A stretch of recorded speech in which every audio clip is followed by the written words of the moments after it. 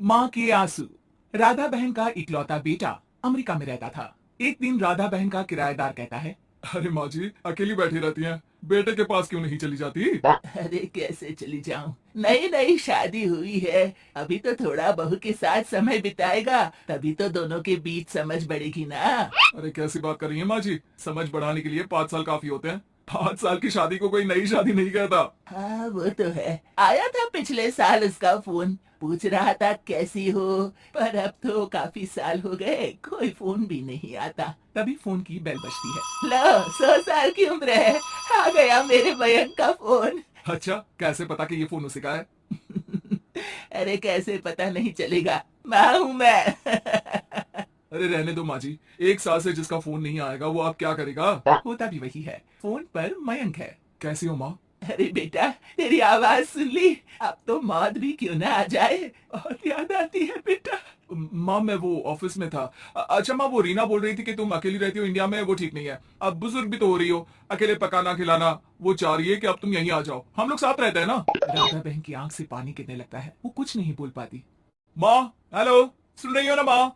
हाँ बेटा, तेरे साथ रहूंगी, सुबह शाम तुझे देखूंगी, और क्या जीवन में है तेरे पापा के जाने के बाद। तभी बीच में बेटा माँ को रोक देता है। हाँ हाँ ठीक है माँ, तो मैं आता हूँ अगले हफ्ते तुम्हें लेने के लिए। राधा बहन को तो मानो बुढ़ापे में किसी ने पंख दे दिए हो, उड़ी जा रही थी पूरे मोहल्ले में। अरे वो मयंक आ रहा है, अब तो अमेरिका जा रही हूँ मैं, वहीं रहूंगी। अच्छा है मौसी, आपका जीवन देखकर तो मुझे भी रोना आ जाता था। कोई बात नहीं मौसी, देर से ही सही सब अच्छा होने वाला है अब। राधा बहन दौड़ दौड़ कर सामान ला रही थी। अरे इतना सामान तो 2 साल में भी कभी नहीं खरीदा, जो 2 दिन में लिए जा रही हो मौसी। अरे बेटा आ रहा है ना अमेरिका से। अच्छा अच्छा, तो पकवान बनाने की तैयारी चल रही है? हाँ बिल्कुल, उसको बेसन के लड्डू बहुत पसंद है। रात भर भूनना तलना ये सब प्रोग्राम चलता रहता है राधा बहन के घर में, और फिर वो दिन भी आ जाता है जब बेटा घर आता है। कौन? माँ मैं मयंक, ये घर का क्या हाल बना रखा है, न सफाई न धुलाई, कैसा लग रहा है ये घर? घर तो ऐसा ही था बेटा, हमेशा से, बस तू थोड़ा कमजोर लग रहा है। क्या हुआ बेटा? ये कमजोर नहीं फिट होता है माँ। वैसे और बता, क्या हाल है तेरे? बेटे के मुंह से हाल पूछने का अंदाज भले ही फॉर्मेलिटी वाला हो, लेकिन राधा बहन की आंख फिर भर आती है। अरे यार, ये तुम्हारी हर बात पर रोने की आदत न जाने कब जाकर खत्म होगी। सही कहती है रीना तुम्हारे लिए। रीना बहू क्या कहती है मेरे लिए? यही कि बस यही एक आदत है तुम्हारी माँ की, इमोशनल ब्लैकमेल। अरे यार, अब इसमें रोने की क्या बात है? ना ना कुछ नहीं, बहुत दिन बाद तो घर आया ना तो क्या रोएगी? हाँ क्यों?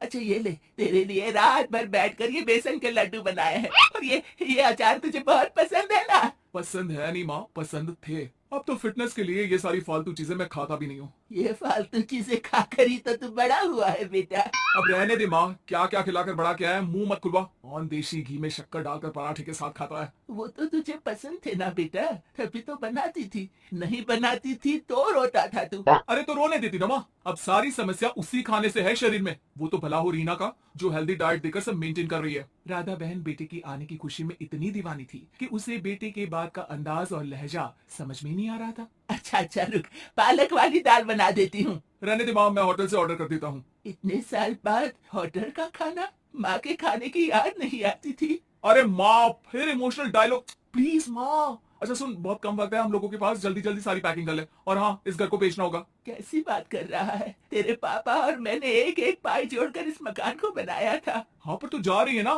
फिर कौन मेंटेन करेगा? कैसे क्या होगा माँ, मैं तो अब इंडिया आऊंगा भी नहीं। बेटा तो सो जाता है, लेकिन माँ घर का एक एक कोना घूम घूम कर देखती है।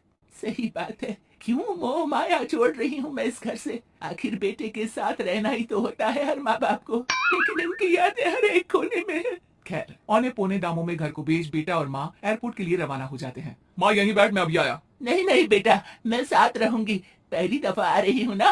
अरे माँ, टिकट, बोर्डिंग, सामान, चेक इन, 10 काम है, करके आ रहा हूँ ना। ठीक है, जल्दी आ जाना, यहाँ घबराहट होती रहेगी। बेटा माँ को समझाकर चला जाता है। माँ बैठी रह जाती है, लेकिन बेटा आता ही नहीं। एयरपोर्ट के लोग बताते हैं कि इस नाम का लड़का तो कब का अमेरिका की फ्लाइट लेकर उड़ चुका है। माँ किसी तरह अपने बीके हुए मकान में ही आ जाती है। मुझे कुछ दिन रहने दो, पता नहीं क्या हुआ, हो सकता है कोई मजबूरी हो बेटे की। नया मकान मालिक कहता है। अरे माँ जी, कमरा तो मैं आपको दे दूं, पर भाड़ी का क्या? पति की पेंशन भी है भैया, ठीक है, आप आराम से रहिए, लेकिन एक बात बताइए, आप किसी रिश्तेदार के घर क्यों नहीं चली जाती? अरे कैसी बात कर रहे हैं आप, मेरा बेटा कभी भी आ सकता है। अगर मैं उसे यहाँ नहीं मिली तो